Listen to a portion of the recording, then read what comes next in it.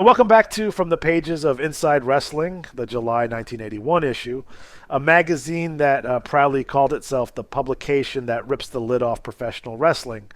And from the very first pages, you can feel the tone of the early 1980s wrestling world, where rival territories, heated rivalries, and larger than life personalities filled arenas across the country. The issue begins with editor in chief Peter King writing the editor's notebook, and the scene he paints is classic wrestling journalism of the era.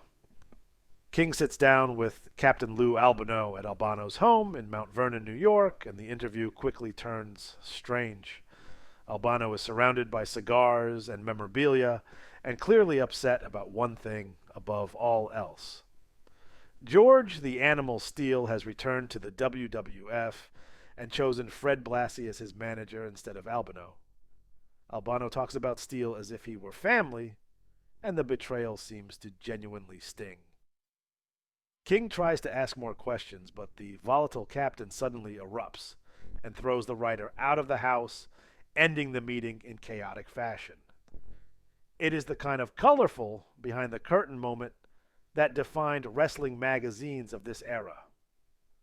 The magazine then hits the road with Gary Morgenstein in the on the road column. I mean, Morgenstein travels through the wrestling circuit gathering stories and rumors from arenas across the country. And in this issue, he investigates one of the most talked about personalities of the time, Tommy Rich. The article follows Morgenstein as he tracks down people who knew Rich growing up, trying to understand the personality behind the fiery nickname Wildfire. So, one friend describes Rich as someone who never settled for second best, whether it was in sports or school, and that relentless drive carried over into the wrestling ring, where Rich built his reputation as one of the most exciting young wrestlers in the business. Another behind the scenes feature appears in Dressing Room Confidential, written by Stu Sachs. Sachs had planned an interview with Ivan Putski for the magazine's Hot Seat feature, but Putski never showed up. After tracking him down, Sachs discovers that Putski has abruptly left the WWF once again and returned to Texas.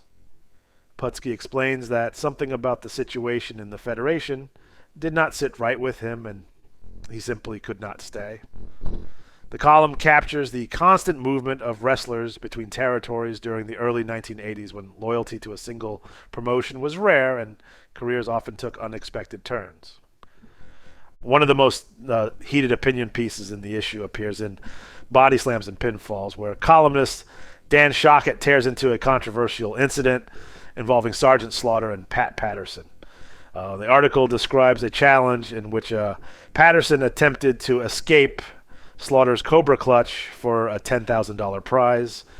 According to the column, Slaughter released the hold out of mercy when Patterson weakened, but Patterson later claimed he had escaped on his own. The situation erupted into chaos when Rick Martel, Tony Garea, and Dominic DeNucci rushed the ring, leading to accusations of betrayal and rule-breaking tactics. As always, the magazine gives fans a voice in the Sincerely Yours letter section, where readers debate the biggest stories in wrestling. Some fans criticize Harley Race, accusing him of holding on to the NWA championship through disqualifications rather than victories. Others praise Rick Martel and Tony Garea as one of the greatest tag teams of the time, while another letter tears into Tommy Rich, calling him overrated. The letters capture the passion of wrestling fans who followed every twist and controversy across the territories. The feature section of the issue turns its attention to one of wrestling's toughest veterans in Blackjack Mulligan. The article asks a dramatic question: is Mulligan about to turn on the fans? Mulligan had long been known for his wild rule-breaking style earlier in his career, but more recently had been competing as a fan favorite. The magazine examines whether the temptation of returning to his old ruthless tactics might be too strong for the rugged Texan to resist. Another major feature puts Ted DiBiase in the spotlight in the hot seat interview. At this stage of his career, DiBiase is already one of the most respected wrestlers in the sport, and he speaks with complete confidence about his future. DiBiase declares that he is not afraid to become NWA champion and insists that the title belongs to whoever is skilled enough and determined enough to take it. His words carry extra weight considering how many wrestling observers already see him as a future world champion. The magazine then dives into the championship picture with the official wrestling ratings, which rank the top wrestlers across the sport. These rankings were always a subject of debate among readers who closely followed the performances of their favorite stars and argued endlessly over who truly deserved the top positions. One of the most dramatic stories in the issue centers on Hulk Hogan and Bob Backlund. The article asks whether the pressure of competing against Backlund has finally driven Hogan to the edge. Hogan's explosive personality and intense competitive drive have made him one of the most talked about wrestlers in the industry. But the magazine suggests that constant clashes with the champion may be pushing him toward a breaking point. A brutal match received special coverage in the feature Locked in a Cage, which documents a steel cage battle between Dick Slater and Manny Fernandez. Cage matches in this era were rare and dangerous, and the magazine presents the fight as a savage contest where neither man had anywhere to run and nowhere to hide. Another story examines a controversial partnership in wrestling, with the feature asking why Tony Atlas should have said no to Mr. Wrestling II. Tag team alliances often created tension when personalities clashed, and the article suggests that Atlas may have made a serious mistake by aligning himself with the mysterious veteran. The issue also includes a capsule profile of the magnificent Morocco, accompanied by a pin-up-style poster portrait.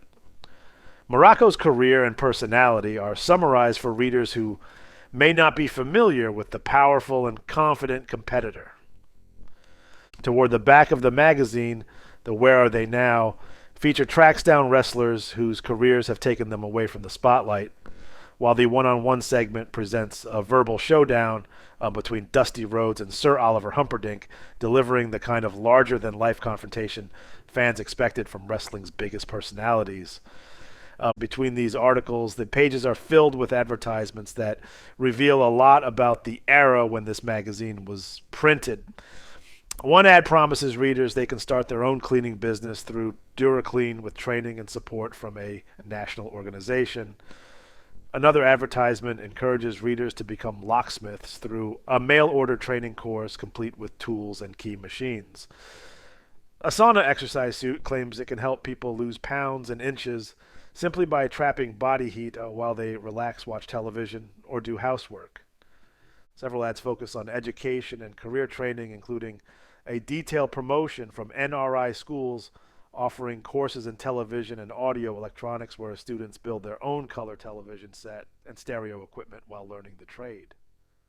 Another ad claims readers can buy government surplus equipment including Jeeps, trucks, and military gear for incredibly low prices through a special manual. Some advertisements are even stranger, including a promotion for weight gain tablets promising skinny readers they can add 10 or 15 pounds without exercise, and a mysterious book claiming to reveal the secrets of witchcraft power capable of bringing wealth, love, and influence over others. These ads might seem unusual today, but they were common in the pages of magazines during this period, and they add another layer of nostalgia to the reading experience. Taken together, the July 1981 issue of Inside Wrestling offers a perfect snapshot of the sport during the territorial era, when wrestlers moved from city to city championships were fiercely contested and fans devoured every rumor and storyline printed in these pages. If you enjoy opening these classic wrestling magazines and reliving the stories that define professional wrestling history, take a moment to like the video and subscribe so you do not miss the next issue. See you next time. Farewell from the Empire State.